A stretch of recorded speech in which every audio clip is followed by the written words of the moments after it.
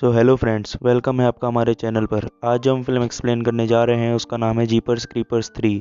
Film 2017 में release हुई थी और इस फिल्म के दोनों पुराने पार्ट हमने एक्सप्लेन कर रखे हैं। अगर आप चाहें तो उसे जाकर देख सकते हैं।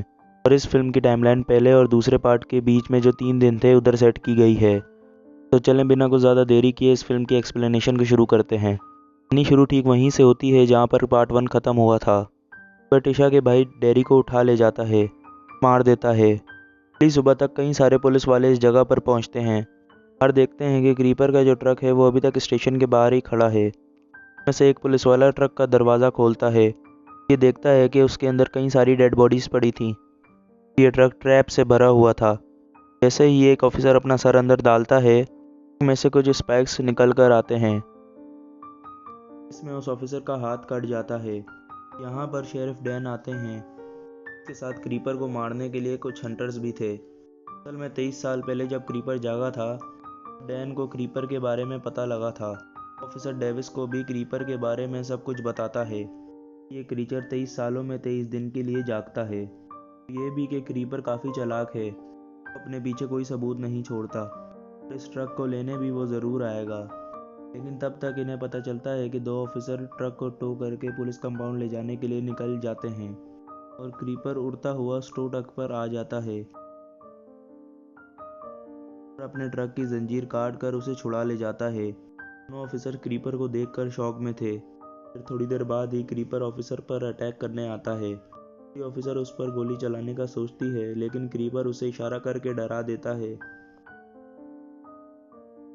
और उस ऑफिसर को लेकर उड़ जाता है। अब ठीक अगले दिन हम एक बुरी औरत गैलन को देखते हैं।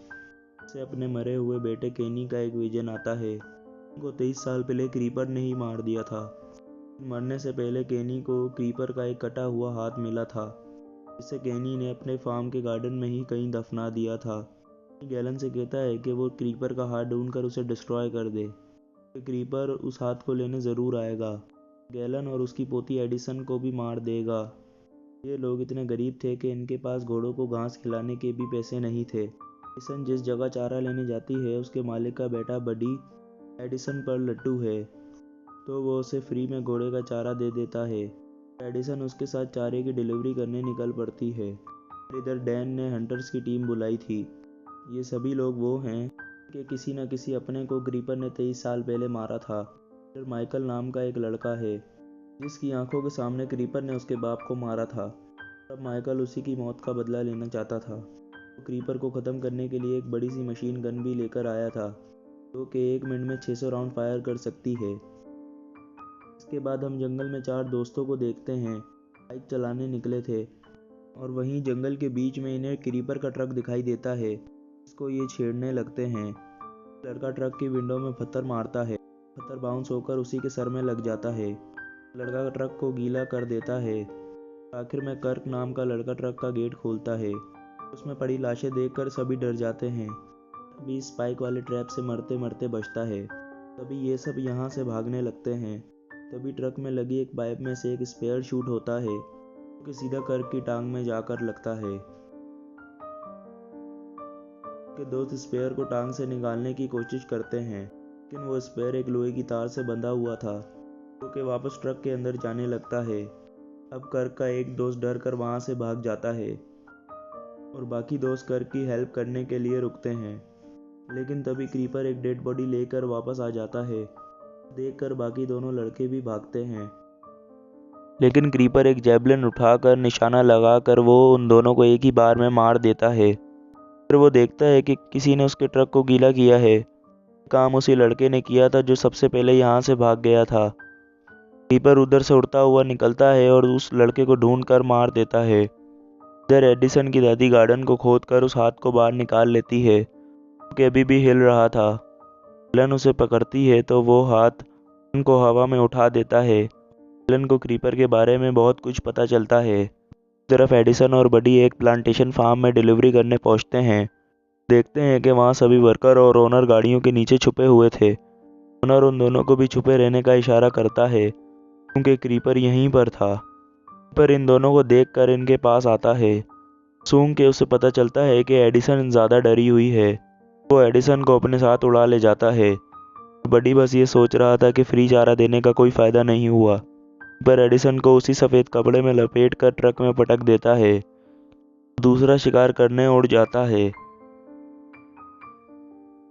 एडिसन और बाइक वाले कर्क तक जिंदा था। यहाँ टंगे हथियारों की वजह से वो दोनों आज़ाद हो जाते हैं। कर्क एडिसन को वार्न करता है कि ये पूरा ट्रक एक डेथ ट्रैप है। उसके बाद वो खुद गधों की तरह मेन डोर को ओपन करने की कोशिश करता है। इससे एक मेटल रॉक सीधी करके हेड में आकर घुसती है। वो वहीं पर मर जाता है। क्रीपर को आते देख वो चादर ओढ़कर सो जाती है। डैन अपने सारे हंटर्स के साथ गैलन के फार्म पहुंचता है कि उसे क्रीपर के कटे हुए हाथ के बारे में पता था। डैन भी क्रीपर के हाथ को पकड़ना चाहता था कि उन्हें पता चल सके कि क्रीपर क्या है, कहां से आया है और उसे कैसे मारा जा सके। डैन उस हाथ को पकड़ता है और उसे भी दौरे लगने लगते हैं। क्रीपर के बारे में उसे बहुत कुछ पता चलता है, लेकिन वो भी गैलन की तरह किसी को कुछ भी नहीं बताता। उसके बाद इन्हें रेडियो से खबर मिलती है कि क्रीपर के ट्रक को हाईवे पर जाता देखा गया है। डैन और हंटर दोनों तरफ से उस ट्रक को घेरने का प्लान बनाते हैं। डैन और डेविस एक गाड़ी में ट्रक के पीछे से जाते हैं। डेविस ट्रक के टायर को पीछे से पंचर करने की कोशिश करता है, लेकिन गोलियां टायर से बाउंस होकर उनकी गाड़ी पर ही लग रही थी। लोग समझ जाते हैं कि ट्रक पर वो जो भी हमला करें कट कर उन्हें ही लगेगा। में से एक छोटा बॉम्ब निकलकर इनकी तरफ आता है, जिससे ये बच जाते हैं। बॉम्ब पीछे जाकर फट जाता है। आगे से माइकल अपनी मशीन गन के साथ आ रहा था। डैन उसे बताने की कोशिश करता है कि वो लोग ट्रक पर गोलियां ना चलाएं, लेकिन माइकल उसकी एक नहीं सुनता। मशीन गन से ट्रक को शूट करने लगता है। सारी गोलियां बाउंस होकर वापस आती हैं, जिसमें माइकल भी मारा जाता है। अब क्रीपर और बॉम्ब गिराता है, जिसके धमाके से इनकी गाड़ी पलट जाती है। वो दोनों जंगल में जाकर गिरते हैं। उसके बाद डेविस क्रीपर पर गोलियां चलाकर उसका ध्यान भटकाने की कोशिश करता है कि डैन वहां से भाग जाए। उसकी गोलियों से ज़्यादा कुछ तो नहीं होता, लेकिन उसकी टोपी गिर जाती है। उससे क्रीपर को बहुत गुस्सा आ जाता है। डेविस के पास जाकर कुल्हाड़ी से उसे मारने ही वाला था कि दूसरी तरफ से डैन चिल्लाने लगता है। डैन उस मशीन गन वाले ट्रक पर चढ़कर उसे रेडी कर रहा था। ही क्रीपर उड़ता हुआ उसके ट्रक के पास आता है, उस पर गोलियां बरसा देता है। इससे क्रीपर की बॉडी में कई सारे छेद हो जाते हैं। उससे क्रीपर को कुछ खास असर नहीं पड़ता और वो डैन के ऊपर गिर के उसे मार देता है।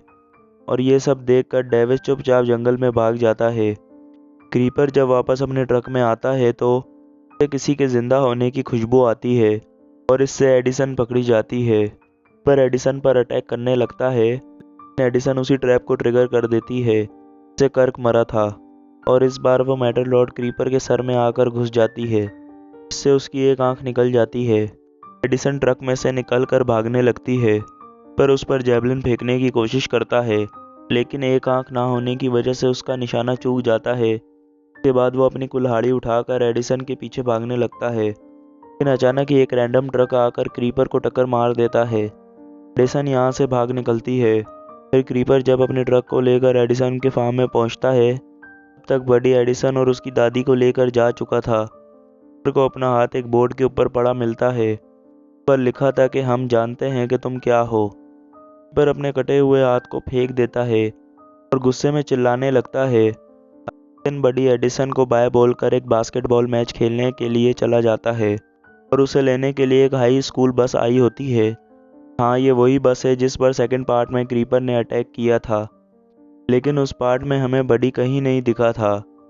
बडी बस में गया तो था, लेकिन एंड होने के बाद वो वहीं अपने रिलेटिव्स के पास रुक जाता है। वो लोग बस में वापस लौटे थे, उनके साथ क्या हुआ वो तो हम पार्ट 2 में देख ही चुके हैं।